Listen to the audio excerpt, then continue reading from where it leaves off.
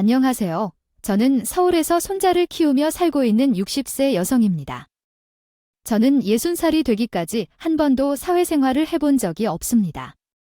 그 이유에는 특별한 이야기가 있어요.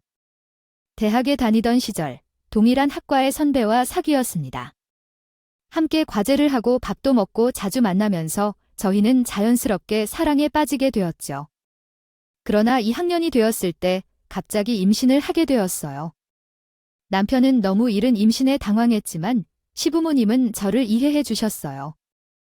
시댁은 우리가 졸업할 때까지만 동거를 허락해 주었고 결혼 시 큰 아파트로 이사할 수 있도록 약속해 주셨어요. 시어머니는 저를 딸처럼 대해 주시면서 아이를 보살피는 따뜻한 마음을 보여주셨어요. 남편은 대학을 졸업하고 회계사 자격증을 따는 동안 저는 손자를 키우는데 힘썼습니다. 졸업하고 대형 회계법인에서 일하게 되었습니다. 아들을 낳은 뒤 시부모님의 배려를 받아 졸업과 결혼식을 무사히 마쳤어요. 남편은 돈을 잘 벌어와서 직장 다니는 생각보다는 아들을 잘 키우기 위해 전업주부로 살려고 했어요. 반면에 어릴 적부터 나서는 것을 좋아한 여동생은 대학 졸업 후 공부를 더하기 위해 미국으로 떠났어요. 나는 결혼 생각 없이 살고 싶어 했지만 여동생은 국제 변호사가 되기 위한 꿈을 키워나갔어요. 몇 년 뒤 국제 변호사 자격을 취득한 여동생은 미국 시민이 되었고 한국에 휴가로 온 그녀는 멋진 커리어우먼으로 변모하고 있었어요. 대학 동기들은 집에 묶인 나를 만날 때마다 안타깝다는 말을 했어요. 희경아, 너 무슨 재미로 사니? 하루 종일 시간이 남아 돌아서 좋겠다고 하지만 전업주부가 절대로 만만하지 않다고 말했죠. 사실 애만 키우면서 집에서 팽팽 노는 건 결코 아니었어요. 살림과 육아에서도 나름대로 기술이 필요하고 정보도 찾아봐야 해서 틈나는 대로 강좌도 들으러 다니면서 바쁘게 지냈어요. 남편이 출장을 가면 우리 집은 친구들이 모여서 수다를 떠는 아지트가 됐습니다. 친구들과 커피를 마시면서 세상이 어떻게 돌아가는지 이야기하는 게 유일한 즐거움이었죠. 아들은 어릴 때부터 남다르게 영특했어요. 말도 또박또박 잘해서 웅변대회에 나가서 여러 번 상을 탔고 초등학교 시절에는 학급 부회장을 할 정도로 통솔력과 지도력이 뛰어났습니다. 경호는 제발, 희망이 모여서 나중에 재벌이 될 거예요. 재벌이 어떤 사람인지 알고 하는 말이니까. 능력 있는 세계적인 기업가잖아요. 다른 아이들은 대체로 대통령, 검사, 군인이 되고 싶다고 하는 것과 달리 아들의 꿈은 뚜렷하고 현실적이었습니다. 적은 나이에 어떻게 해야 대한민국에서 최고로부터의 재벌이 될 수 있는지에 대한 구체적인 계획까지 세워놓고 있었죠. 그렇습니다. 아들은 대학에서 경영학을 전공했고 대기업에 입사하여 기획실에서 두뇌로 불리는 업무를 맡게 되었습니다. 몇 년 경력을 쌓은 뒤 독립하여 회사를 차릴 계획이라고 합니다. 하지만 어느 날 회사에서 특별한 소식을 듣고 기분이 좋아 집에 돌아왔는데 엄마는 아들이 어떤 좋은 소식이 있는지 물었죠. 그 소식은 다른 사람을 소개받아 만나서 좋은 느낌을 받았다는 것이었습니다. 이에 아들은 평소에 흥분하는 일이 없는 것을 고려하면 상당히 좋아했던 모양입니다. 또 얼마 전 기획실 기사님이 자기 방으로 불러 아들에게 애인이 있는지 물었지만 아들은 아직 없다고 대답한 것으로 보아 현재는 사랑을 중심으로 한 새로운 일들이 생길 것으로 예상됩니다. 변화된 환경과 상황 속에서 아들이 서서히 결혼을 생각하게 되는 이야기가 펼쳐집니다. 금요일 점심시간에 만나기로 했으니까 귀사의 근무를 시작하고 바로 기획부에서는 아들을 좋게 받았고 친척 조카를 소개해 준다고 합니다. 안녕하세요. 저는 최유정이라고 합니다. 만나서 반가워요. 정동원 씨, 미인이십니다. 어머, 감사합니다. 고등학교에서 국어 선생님으로 일하신다고 들었어요. 맞아요. 중학교 때 담임 선생님을 좋아했고 짝사랑한 적이 있었거든요. 너무 잘생기시고 다정다감해서 여학생들이 많이 따르셨대요. 저는 선생님과 눈을 마주치기만 해도 얼굴이 빨개지고 가슴이 두근거렸어요. 그런데 경호 씨는 그 선생님보다 더 잘생기고 호감형이에요. 그녀는 중학교 때 남자 선생님을 짝사랑하며 교사가 되는 꿈을 가지고 있었다고 해요. 중견기업을 운영하는 사장님의 딸이었고 유복한 환경에서 교양 있게 자란 여성이었고 외모나 가정이나 흠잡을 데가 없는 완벽한 여자였다고 합니다. 네, 점심시간이 끝나서 다시 회사에 들어가 봐야 할 것 같아요. 제가 오후에 수업이 있어서 학교에 가야 돼요. 이번 주말에 시간을 내실 수 있으세요? 그럼요. 연락 주세요. 기다릴게요. 그녀는 아들의 재남 신청을 기쁘게 받아주었고 주말에 교회에 드라이브를 하러 가서 카페에서 만나기로 했습니다.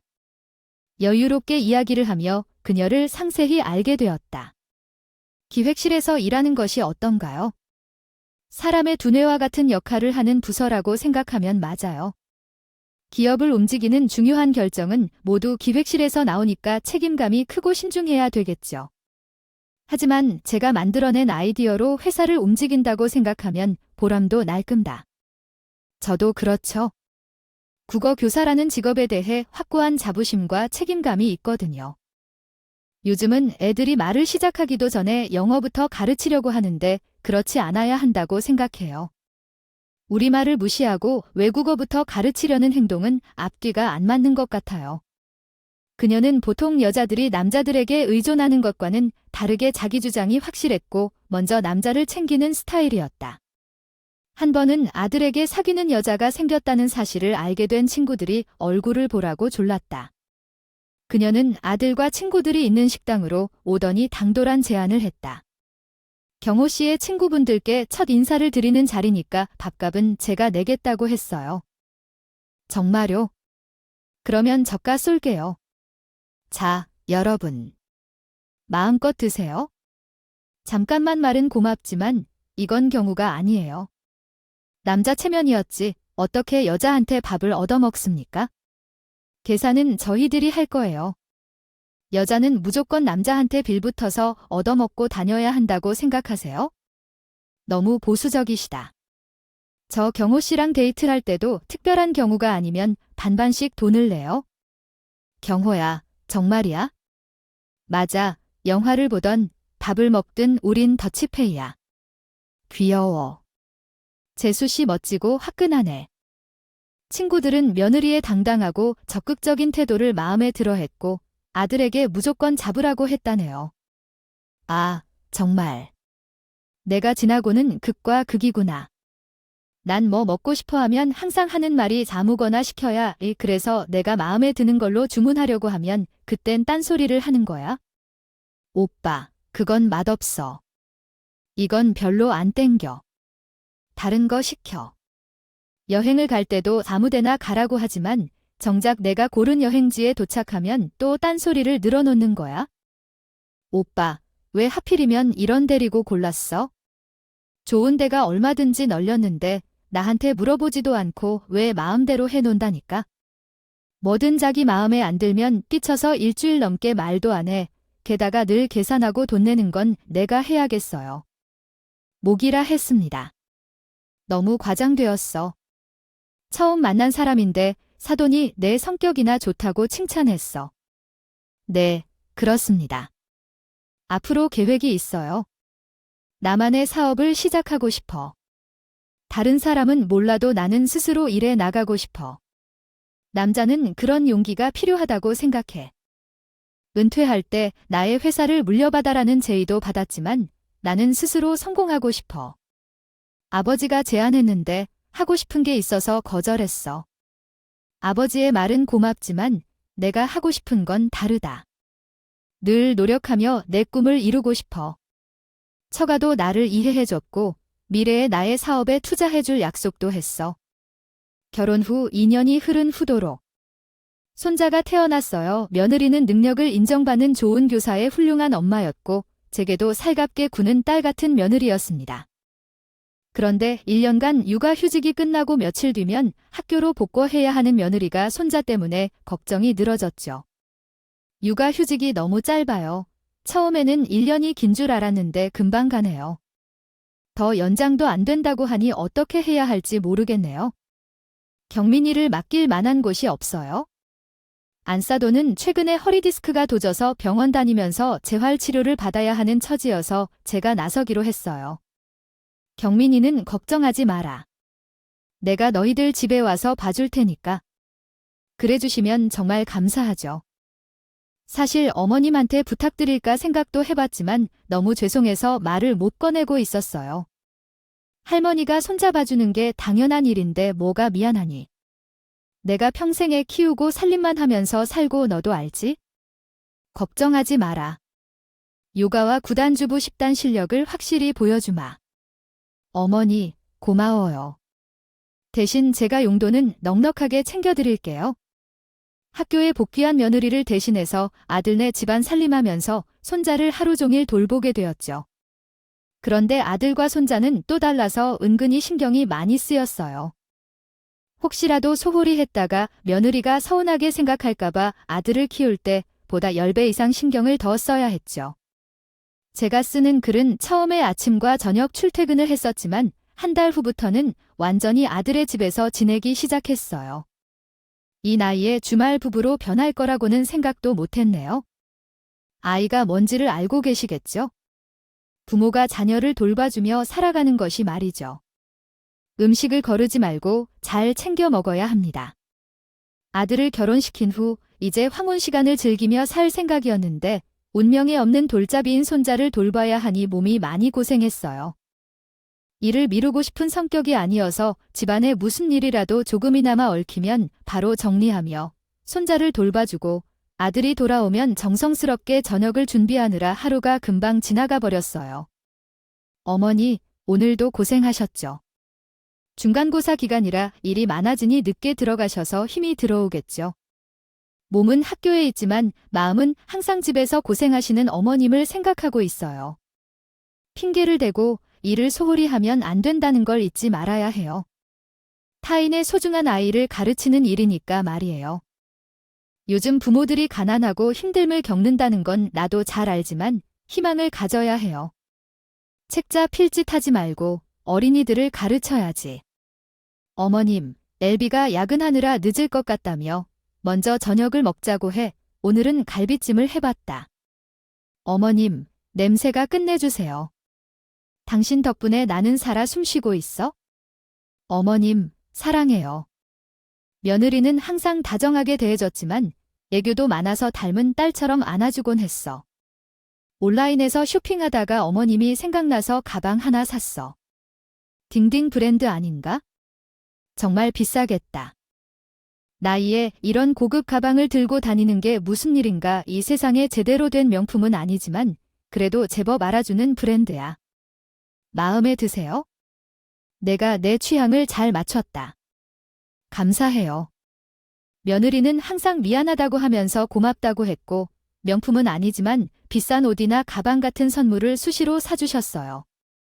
월말에 용돈을 주시는 것도 있었죠. 손자가 걸음마를 익힐 즈음에 아들은 계획한 대로 작은 벤처 기업을 세워 독립했어. 인터넷에서 사용되는 프로그램을 개발하는 회사를 차렸다던데 나는 말이 어려워서 이해를 못했지만 사업가였던 박하사도는 고개를 끄덕였어. 정말 좋은 생각이야. 이제 소프트웨어 개발에 발을 들이는구나. 온라인 플랫폼에서 누가 먼저 쓰러지지 않을까 싸움이 벌어질 것 같아요. 내가 보기에 온라인 전자상거래에 필요한 보안 프로그램의 수요가 계속 증가할 것 같아요. 기술력만 갖추면 국내뿐만 아니라 해외 시장에도 선두로 나서서 성과를 거둘 수 있을 거라고 생각해요. 적어도 그렇게 보여요. 벤처로서 기술과 아이디어를 바탕으로 경쟁해야 한다는 것을 약속했어요. 조기 자금에 대해서 나는 투자할 거니까 돈이 필요하면 내게 말해.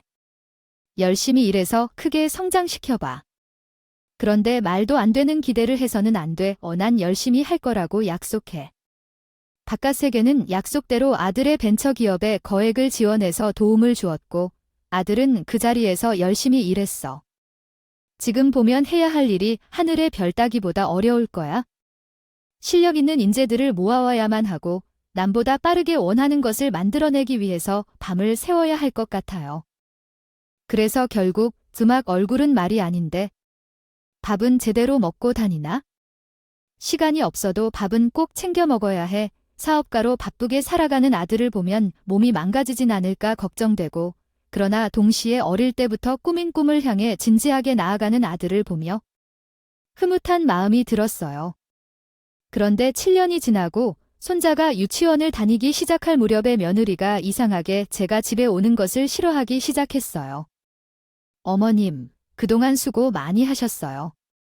경민이는 유치원 종일반에 맡겨두기로 했어요. 제가 퇴근하면서 데리고 오면 되니까 이제 집에 안 오셔도 돼요?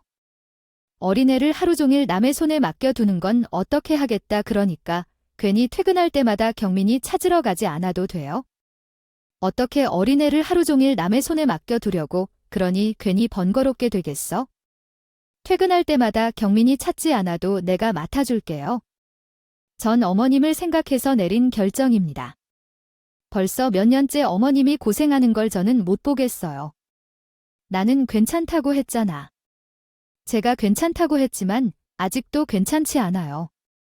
벌써 유치원에 이야기했으니까 이제 어머님도 제 집에 오지 말고 좀 쉬세요. 아셨죠? 아무리 말해도 며느리는 고집을 부리며 제 말을 듣지 않았습니다. 딸처럼 굴면서 제게 옮기던 애교쟁이 모습은 온데간데 없이 사라지고 쌀쌀맞게 자기 할 말만 쏟아내는 며느리의 모습은 너무 낯설었어요. 그때부터 다른 사람들이 모녀지간으로 오해할 정도로 다정했던 며느리와 저는 사이가 조금씩 벌어지기 시작했는데 우선 며느리가 집안 살림을 꾸려가는 태도가 마음에 들지 않았습니다. 유정아, 집안을 꾸리는 게 뭐야? 구석구석 먼지가 쌓여 있고 쓰레기로 가득 차 있어. 집안에서 냄새가 진동하고 있어? 어린애가 있는 집은 깨끗이 해야지. 안 그러면 경민이 병들어 어머니의 말씀이 지나치다. 다른 사람이 듣게 되면 내가 집을 쓰레기통처럼 사는 사람인 것 같다. 전에는 열심히 청소를 하고 있었는데 요즘은 손도 못 대고 있어? 정말 어렵다면 가사 도우미를 고용하라고 해. 집에 오는 사람이 계속해서 불편해해. 어머니와 나의 집안일에 대한 생각이 다르다. 내가 알아서 해결할 테니까 잔소리나 간섭은 그만해주세요. 며느리는 집에 오지 말라고 했지만 걱정돼서 가끔씩 아들 집을 찾았어. 그런데 새벽까지 오지 않는 거야? 전화해도 받지 않고 불안해서 손자와 함께 집에서 기다렸어. 10시가 넘어서 손자를 데리고 온 며느리는 나를 보고 화를 냈어? 이상하게 언제까지 기다려야 해? 왜 오시는 거예요? 나를 봤다고 화를 내니? 어머니 때문에 너무 신경 쓰여서 그래요? 어머니 때문에 애정이 쓰이니까요. 이래서 첫째를 쓰게 되었구나. 어머니는 지금까지 집에만 있어서 모르겠지만 학교는 학생을 가르치는 데에만 그치지 않고 처리해야 할 일이 많다고 하네요. 직장 다니며 사회생활을 안 해봐서 그렇지. 처음에는 늦은 귀가 때문에요. 폭소를 치던 시끄러운 소리를 내며 학교를 나서는 중에 아이들을 키우는 게 얼마나 어려운지 푸념했더니 오랫동안 가정주부로 살아온 나를 약간 무시하는 며느리의 말에 내 자존심이 상해 소리를 지르고 말았어요. 어디서 나를 꼴딱 속이는 척하는 건지 그런 척하는 거라면 얼른 직업을 찾아라 라며 언성을 높이고 있었죠.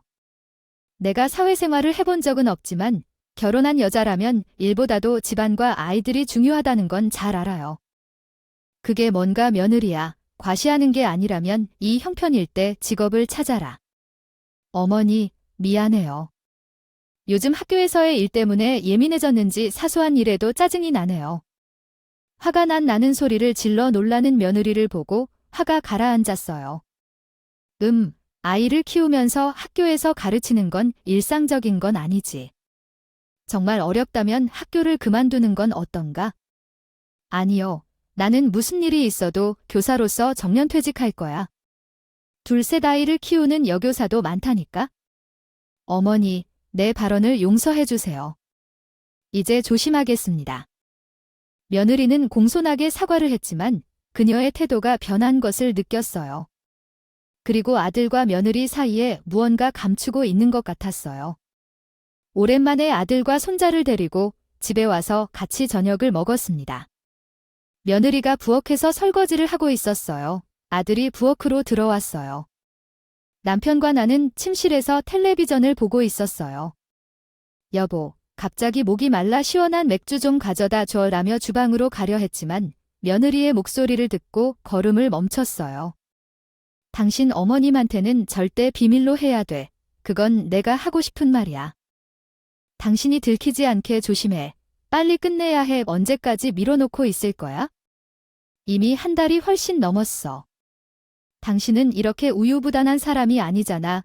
무슨 미련이 남아서 발목 잡고 끌고 다니는 건데. 며느리는 짜증스러운 듯이 그릇을 싱크대에 집어던졌어요. 아, 여보. 미루지 말고 결정해야 해라며 며느리는 아들에게 다그쳤고 아들은 굳은 표정으로 가만히 있었어요. 집안일을 잘 안 하는 것뿐만 아니라 그의 말과 행동도 거친 것 같아요. 한 번은 내가 옆에 있는데도 친구들과 전화하는 걸 들은 적이 있어요. 그들은 서로에게 상처를 주는 말을 했습니다. 너무 잘못된 행동이었어. 왜 이렇게 어리석게 행동하는 거야? 내게 자격이 없어. 왜 이리 무관심하게 말을 했지? 유정아, 너는 학교 선생님이야. 특히 국어 선생님으로서 그런 말을 삼가야지. 언제나 조심해야 해. 왜 그래? 엄마가 학교에서도 선생님이고 친구들 만나면 무례하게 말하는 거야? 친구가 나쁜 소문을 퍼뜨리면서 나를 희롱했다고 해서 화가 났어. 학교에서 실수하지 않기 위해서 그랬어. 걱정 마. 그런 일은 없을 거니까 걱정하지 마세요. 며느리가 아들을 이끄는 걸 봤다. 아들을 심사숙고하게 살펴봤다. 그렇게 하자 밝고 쾌활한 아이는 말이 줄었고 표정도 어둡게 변했다. 문제가 생긴 것을 혼자 추구하고 있는 걸 느꼈다. 경호야, 요즘 사라졌어. 밥도 안 먹고 말도 못하지? 무슨 문제니? 예정대로 개발이 되지 않아 스트레스를 받았어. 어서 입맛을 조금 찾아라. 다른 걱정은 없는 거니? 혹시 돈 때문에 힘들어하는 거니? 그런 게 아니야? 연구원들끼리 서로 의견 충돌하고 있어서. 내용을 한국어로 번역해드리겠습니다. 곧 잘 풀릴 것 같다. 걱정하지 마. 처음에는 하는 일 때문에 스트레스를 받아서 그렇다는 아들의 말을 믿었다. 그런데 아들이 눈에 띄게 말라가기 시작했어. 몇 달 만에 피바늘 한 바늘도 못 먹은 애처럼 뼈마디가 선적할 정도가 됐어. 경호야, 갑자기 살이 너무 빠진 것 같아. 분명히 무리해서 몸이 고장 났나 봐. 같이 병원에 한번 가보자. 며칠 전에 건강검진 받았는데 아무 이상 없대. 무슨 소리야? 해골이 걸어 다니는 것 같더라. 더 큰 병원에서 정밀검사를 받아보자. 아니면 내가 잘 아는 한의원에 가서 진찰이라도 해보는 게 어때? 엄마, 괜찮다는데 왜 이래? 병원에 같이 가자고 보채니 아들은 화를 내면서 소리를 지르는 모습이었다. 나는 깜짝 놀랐어. 제 아들이 기분이 나쁘더라도 엄마에게 한마디도 안 했는데 소리를 질렀다. 그러자 엄마는 겁이 돈덜컥 났어. 경호야, 내가 왜 화를 내니? 엄마 미안해. 신경이 예민해져서 실수했어. 정말 미안해. 그런데 나 정말 괜찮아. 병원에서 진찰도 받았어. 스트레스가 심하면 순간적으로 살이 쫙 빠지기도 한다더라. 그러니 신경 쓰지 말아줘. 아들이 산 송장처럼 돼가는데 의미가 어떻게 신경을 안 쓸 수 있어. 아들은 애써 웃으면서 저를 안심시켰지만 저는 아들의 상태가 너무 걱정됐어요. 그래서 며칠 후에 한의원에 가서 사정을 말하고 살이 붙고 입맛이 돌게 해준다는 보약을 받아서 아들 집으로 갔습니다. 그날은 일요일이었는데 아들내미가 보이지 않았어요. 경민아, 엄마는 어디 갔어? 몰라, 아침에 나갔어. 쉬는 날에도 집에 안 있어. 그럼 아빠는 몰라? 좀 전에 전화 받고 나갔거든. 그래, 할머니 나 심심해. 우리 놀이터 가자. 손자가 저를 잡아 끌고 밖으로 나가자고 해서 손자를 데리고 근처 놀이터로 갔어요. 손자와 같이 시소도 타고 그네도 태워주면서 한참 놀다가 집으로 왔습니다. 그런데 집 근처 카페를 지났는데 무심코 안을 본 손자가 걸음을 멈추는 겁니다. 오, 할머니, 전화. 아빠 있어? 손자는 손가락으로 카페 안을 가리켰는데 아들이 어린 여자애와 같이 앉아 있었습니다. 아들은 창가 쪽에 앉아 있었는데 분위기가 아주 심각했어요. 저는 아들 눈에 띄지 않게 둘을 살펴봤어요. 여자애는 고등학생으로 보였고 휴지로 눈가를 훔치는 게 울고 있는 것 같았습니다. 아들은 손으로 얼굴을 감싸고 말없이 나는 한바탕 뜨거운 고민 속에서 끝없이 맴돌던 아들의 사연을 듣고 있었습니다. 마음이 무거워지고 눈앞이 캄캄해지는 것 같았고 그의 결정이 결코 쉽지 않았음을 이해했습니다. 카페에 있을 때 손자를 보고 집으로 돌아가도록 유도했고 아들이 그 여자와의 관계로 인해 고민에 빠져 있었음을 짐작했습니다. 특히 그 여자가 고등학생이라는 사실을 알게 되자 마음이 수그러들었습니다. 아들이 집으로 돌아오면서는 연락 없이 한의원에서 한약을 사왔다는데 그것을 보며 고마워하는 아들의 표정을 보고 마음이 아프더군요. 아들과의 대화를 두려워했는데 결국은 언제 이 사실을 듣게 될지 걱정이 되더군요. 그리고 남편이 물어보는 대답을 어이없이 들었지만 마음 한켠에는 아들과 며느리가 한방의 주방에서 갖은 이슈들을 놓고 싸우던 풍경이 떠올랐습니다. 이상으로 이야기를 마치겠습니다. 며느리는 이미 알고 있던 것인지 다음 순간에 스프링이 튀듯 일어섰습니다. 이렇게 되어서는 안 되는데 그럼에도 불구하고 아들에게 말하지 못했습니다. 그때 울고 있던 여자를 떠올리며 그녀는 혼자가 아닐지도 모르겠다는 생각이 들었습니다. 그러자 온몸이 힘이 빠지고 발이 흔들렸습니다. 그러나 이틀 후에는 믿을 수 없는 일이 벌어졌습니다. 며느리가 연락 없이 갑자기 찾아와 손자를 맡겠다고 했습니다. 어머님 정말 죄송한데 경민이 잠시만 맡아주세요. 급한 일이 생겨서 그래요. 어차피 나중에 다 설명하겠죠. 그러자 며느리는 손자를 두고 얼른 가버렸습니다. 이에 황망히 하던 때 손자는 이상한 말을 했습니다. 할머니, 아빠가 며칠째 방에 나오지 않아요. 진짜예요. 회사에도 안 가고 밥도 안 먹고 방 안에만 있어요. 이렇게 일이 터지게 되었습니다. 며느리가 아들의 외도를 알게 되어 손자를 버리고 피처럼 집을 나갔다고 생각했습니다. 먼저 아들을 만나러 손자를 끌고 허둥지둥 아들 집으로 향했습니다. 가족들의 사정을 알아듣는 것으로 불러마일 하는 일이 있나 보지만 가셨다. 그러던 차에 홈캠 설치 것으로 더욱 조사하여 알 수 있습니다. 기괴하게 해고된 사회자, 일회적인 장애를 가진 어린 청머리 소녀. 입원 후 계속해서 애로사항을 점검하지 않으면 회복하는 데 시간이 걸릴 수 있습니다. 동생은 지금까지 가장 생각이나 유명해져서 지루 당신과 나는 그들 사람이 바뀔 알 수밖에 없었지. 러원 후배도 이끌려 본도 보낸다. 자신의 친구는 늙은 명가에 가서 손주를 보내고 돌아온 후에 은퇴 공간을 제외한 병원처럼 갔다. 바라보고 청소하고 병원. 대치 행캠이 설치된 손주 집안이나 층 사람들의 마음은 모르니길 바래왔다. 화면을 살펴봤을 때 녹화된 영상을 보던 나는 순간 눈이 커졌다. 너무나 충격적인 장면에 심장이 멎을 뻔했다. 녹화된 영상을 가지고 증거로 경찰서로 달려가 며느리를 고발했다. 아들이 넘어져 의식을 잃은 것은 분명히 며느리 때문이었다. 경찰은 홈캠 화면을 살펴보고 수배를 내렸고 며느리의 행방을 찾기 시작했다. 며느리가 아들을 밀어 넘어뜨리고 집을 나간 이유를 알 수가 없었다. 이틀 뒤 나는 모르고 있던 며느리의 추악하고 더러운 비밀을 알아내었다. 아들이 의식을 되찾은 뒤 나는 그에게 모든 것을 말해줬다. 아들은 심호흡을 한 후 입을 열었지만 나의 상상과는 정반대의 충격적인 이야기를 했다. 나는 경민이가 20살 어린 남자와 바람을 피웠다는 사실을 알게 되었다. 경민이는 유치원 종일반에 던져놓고 밤늦게 들어오는 일이 자주 있었던 것이었다. 난폭하고 거친 시도를 며느리가 하고 있었다. 며느리의 심혈이 어리둥절하게 무너지고 나를 태웠어. 저 여인이 그 자석엔 별일지 대안적이었다. 아내가 그렇게 정비 있는 행동을 하는 것을 전제주기엔 놀랐다. 혼자서 상사가도 오는 요청할 때 행동을 감시하면서 난 목격해야 했다. 거기까지면 나도 욕 생승이 풀리려더니 내게는 서락만 있었을 뿐이다. 결국 난 수행 달리면서 난감한 맘을 앓다가 나 모습이 됐어.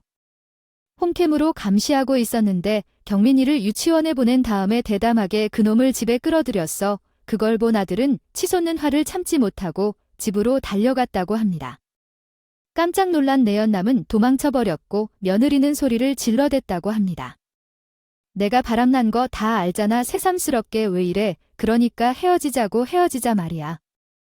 뭐 이제 보니 인간 말종이구나. 그래도 애를 생각해서 가정만은 깨지 않으려고 했는데 좋아 좀 원한다면 이혼해줄게. 대신 장인어른과 당신 학교에 알릴 거야. 뭐야 친정과 학교에는 비밀로 하겠다고 약속했잖아. 그런데 내 약점을 잡아서 협박을 하려고 들어 비겁한 자식 죽여버릴 거야. 말다툼은 곧 몸싸움으로 변했고 악에 바친 며느리는 아들의 멱살을 자꾸 흔들다가 세게 밀었는데 뒤로 넘어지면서 벽에 머리를 부딪히고 의식을 잃었던 겁니다. 그러자 겁이 나 며느리는 손자를 제게 맡기고 그대로 도망을 가 버린 거죠. 보름 뒤에 지방으로 도망가서 어린 내연남과 숨어 지내던 며느리가 경찰에 잡혔습니다. 연락을 받고 경찰서로 달려가는데 며느리는 저를 보고도 모른 척했습니다. 이런. 천벌을 받은 여자야. 바람 피고 있어. 아들을 죽이려는 의도로 들어 안마가 사람 잡네. 이것 봐봐요. 당신 아들이 홀로 넘어져 두고 제게 씌우려는 거라는 말이야. 잘 알아도 모르면서 건방지게 입 다물지 마. 억울해. 억울하다고. 며느리는 우리 집안과는 끝장난 사이라고 생각하며 본성을 그대로 드러냈어요. 경찰은 나를 불러 어린 외동남이 며느리 여인 2학년 때 담당 선생님이었다고 했어요. 그 녀석은 부자 가정 외동아들로 제멋대로였고 학교에서 문제아로 알려진 인물인데 선생님들은 다 포기하고 나만이 그를 만들어 볼 생각을 하며 개인 상담을 자주 하게 되었죠. 선생님 나는 학교에서 환경이 맞지 않다고 생각되어 자중하고 독학으로 검정고시를 칠 생각이야. 그 녀석은 겨울방학을 앞두고 학교를 떠났던데 며느리 나중에 그 녀석 엄마가 연락을 해왔대. 그 애가 선생님께서 과외를 받겠다고 하더라. 돈은 많이 주니까 맡아주라고. 경수 어머니 현직 교사가 돈을 받고 과외를 할 수는 없어요. 대신 제가 맡았던 학생이니 도와주는 마음으로 자주 배들여서 공부를 도와주겠어요. 며느리 그 녀석의 집으로 가서 공부를 하게 됐어요. 보름 뒤에 지방으로 도망가서 어린 내연남과 숨어 지내던 며느리가 경찰에 잡혔습니다. 연락을 받고 경찰서로 달려가는데 며느리는 저를 보고도 모른 척했습니다. 이런. 조력해 주셨는데 2년이 지나 20살이 된 소녀는 중학생인 삼수생이 되었고 어느새 며느리와 함께 원룸을 얻어 함께 생활하는 연인관계로 변해버렸어요. 소녀는 망나니 같은 친구를 사람으로 성숙시키려고 노력하던 중에 며느리가 그 친구에게 빠져버렸습니다. 며느리가 소년을 향해 날카로운 말투로 말하는 것은 모두 그 친구를 보고 배운 것이었죠. 그런데 문제는 그 친구에게 2년 후배인 여자친구가 있다는 점이었어요. 둘의 관계를 알게 된 여학생은 며느리에게 이별하라고 조언했지만 며느리는 여학생에게 공격적으로 반응했고 유학생은 교무실 컴퓨터를 통해 며느리의 가족 정보를 알아내 그녀의 아들에게 연락했습니다. 모든 것을 알게 된 후에 내 안에서 피가 끓는 느낌이었습니다. 하지만 뻔뻔한 그 여자는 경찰에게 억울하다고 주장하며 모든 것을 자기 아들이 한 행동인 것처럼 속이려고 시도했어요. 왜 나를 징계하지 않고 자네 아들을 징계하지 않아? 라며 그녀가 하는 부당한 변명에 참을 수 없어서 머리칼을 뽑고 눈물을 흘리며 비슷하게 그녀에게 향해 손을 대었네요. 이제 막 야단이나 통하냐? 다시 손길을 내 몸에 대면 폭행으로 고소할 테니까. 고소해라. 이런 소리면서 인연을 반쯤 죽여라. 그녀는 화를 올렸고 행동적으로 욕을 하며 맞서 싸웠습니다. 뚜이 열려있던 나는 닥치는 대로 주먹을 휘두르고 있었어요. 여기에서 이렇게 하면 안 돼요. 참으세요. 경찰들이 제 손을 잡고 멈췄습니다. 이거 왜 이러세요? 콩밥을 먹는 한이 있어도 처녀는 내 손으로 작사를 낼 거예요. 힘을 다해 몸부림을 쳐서 경찰의 손을 뿌리치고 그녀의 머리카락을 잡았지만 경찰들이 막았습니다. 그때 경찰서 안으로 그녀의 엄마가 들어왔어요. 살이 피둥피둥 빵빵 팽이치면서 배가 임신부처럼 나왔고 턱이 목에 달린 여자였어요. 그녀는 먼저 며느리를 놀래키며 두꺼운 손바닥으로 싸대라 하며 베끼기 시작했습니다. 공부를 가르치려더니 아들을 꼬셔서 데리고 놀아. 천하의 나쁜 년아, 내가 나를 속이려고 하니 무사할 것 같아. 내 딸린 유부녀가 이런 추악한 짓을 해 인간 같지도 않아. 오늘이 내 채머더라는 걸 알고 며느리에게 달려들어 격투기 선수처럼 주먹으로 얼굴을 찍고 발로 배를 차면서 죽을 정도로 해. 왜 이러세요? 제발 그만해주세요. 저를. 경찰이 그놈 엄마를 말리고 있는 동안 저는 피가 난 며느리에게 분노를 터뜨렸습니다. 경찰들은 당황스럽게 하마하마하고 있었고 그 사이에 며느리의 얼굴은 멍이 들고 입술과 이가 피를 흘렸어요. 어쩌다 경찰은 며느리를 다른 방으로 옮겼고 그 둘이 남게 되자 그놈 엄마는 제게 화를 냈습니다. 하지만 그분이 나를 향해 화를 낸 것은 잘못된 선택이었어요. 아들을 키우는 방법 때문에 이제 어떻게 할까요? 그놈의 아이가 내 제자에게 문제를 일으킨 것을 보면서 집안 상황이 얼마나 혼란스러운지 알게 되었습니다. 가능한 말로 그 여자에게 잘못 생각한 것이며 턱시도 전국적인 말에 그 여자는 조용히 바라보았습니다. 며칠 뒤 병원에서 아이를 낳은 여성을 만났습니다. 정무부장 선생님께 모든 것을 이야기했더니 아마도 학교에서 제가 해고될 것이라고 했어요. 그래도 형제를 만나지 않겠느냐는 여자는 다시 울음을 터뜨렸습니다. 며느리 때문에 소중한 남자에게 실망당한 것 같았고 어린 마음에 깊은 상처를 받은 것 같았어요. 너는 아직 사랑에 대해 배울 나이가 아니야? 어려울지는 몰라도 모두 잊고 공부에 집중해야 해요. 내가 어른이 되면 남녀 사랑에도 책임이 따른다는 것을 알게 될 거야. 난 울고 있는 여학생을 꼭 안아주고 다독해 주었어. 그러나 이 일로 끝나지 않았어. 며느리년에 대한 재판이 시작되자 안 싸더니 집으로 들이닥쳐서 아들을 협박하는 겁니다. 마지막으로 기회를 주는 거니까 잘 생각해서 결정해. 합의 안 해주면 너한테 투자한 돈 전부 회수해 버릴 거야. 그럼 어떻게 되는지 너도 알지? 회사 말아먹고 깡통 차고 길거리에서 구걸하도록 만들 거야. 내 딸 눈에서 피눈물 나게 만들었으니 너도 똑같이 당해봐야 돼. 그러기 전에 말 듣는 게 좋아. 돈만 믿고 아나무인격으로 구는 안사돈을 보니 그에 비해 그 딸년이란 생각이 들었어요. 그리고 바보 같은 아들은 안 싸더니 손가락질하면서 소리를 질러도 아무 말도 못하고 가만히 있는 겁니다. 그래서 제가 나서서 퍼부어 버렸죠. 세상의 돈이면 다 되는 줄 알아? 내 딸년이 무슨 짓을 저질렀는지 알면서 협박질이야. 마음대로 해봐. 회사 문을 닫는 한이 있어도 자식 버리고 서방 죽이려고 한 천하의 나쁜 년은 깜빡해서 평생 썩도록 해줄 거야. 좋아. 나중에 제일 짜면서 후회하지 마. 분명히 경고했어. 기구 자빠졌네. 나는 큰 소리를 내며 안색이 창백한 사돈을 쫓아냈다. 재판 결과 며느리는 과실치사로 의식을 잃은 아들을 남기고 도피했고 구호조치가 미흡하여 가중처벌을 받게 되었다. 판사는 특히 죄질이 매우 나쁘다며 4년의 징역형을 선고했다. 나는 엄마를 걱정시키고 싶지 않았다. 가슴은 찢겨도 나 혼자 참으면 가정이 지켜질 것이라 생각했지만 이렇게 끝나버렸다. 내 마음 알아. 울지 말고 앞날은 밝을 테니 다시 시작하면 된다. 그저 잊어버리자.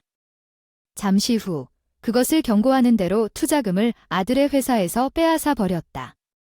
심지어 핵심 연구 인력들까지 스카우해 버렸다. 아들의 회사는 빈 껍데기가 되고 문을 닫게 되었다. 하지만 나는 이미 이런 상황을 예상하고 있었다.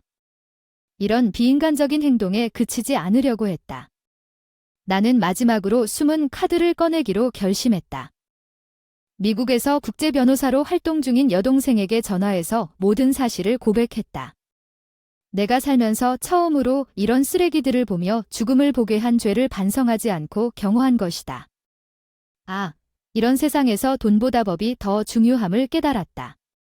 확실히 못 보여주지 자매는 자기 업무처럼 흥분했고 당장 한국으로 들어오겠다고 했어요. 일주일 뒤 인천공항에 나타났어. 여자애가 했던 일은 기업 간 공정거래 위반이야. 투자금이라도 마음대로 쓸 수 없고 인력을 모집한 것도 공정경쟁 위반이고 불법이야. 저희 패턴은 진돗개처럼 물고 끌려서 당한 만큼 갚아야 돼요. 여동생은 한국에 있는 변호사와 친구의 연결로 기업 간 분쟁과 소송에 능통한 변호사들을 소개받았고 곧바로 소송에 들어갔다.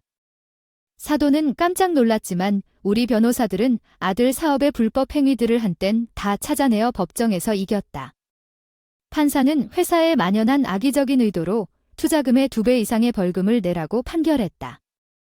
아이고 망했어 어떻게 해야 해 이러며 소리쳤던 사돈은 결국 미쳐 날뛰다가 실신해버렸어요. 난조 속에 사돈에 대한 나쁜 소문이 퍼졌고 그는 결국 업계에서 싹쓸이 당했다. 몸도 마음도 지친 아들은 잠시 쉬어가겠다며 사랑하는 직원에게 업무를 맡겼다. 경호야 수고했어. 너의 소프트웨어 사업은 미국에서도 큰 성공을 거둘 것이라. 합쳐주셔서 감사합니다.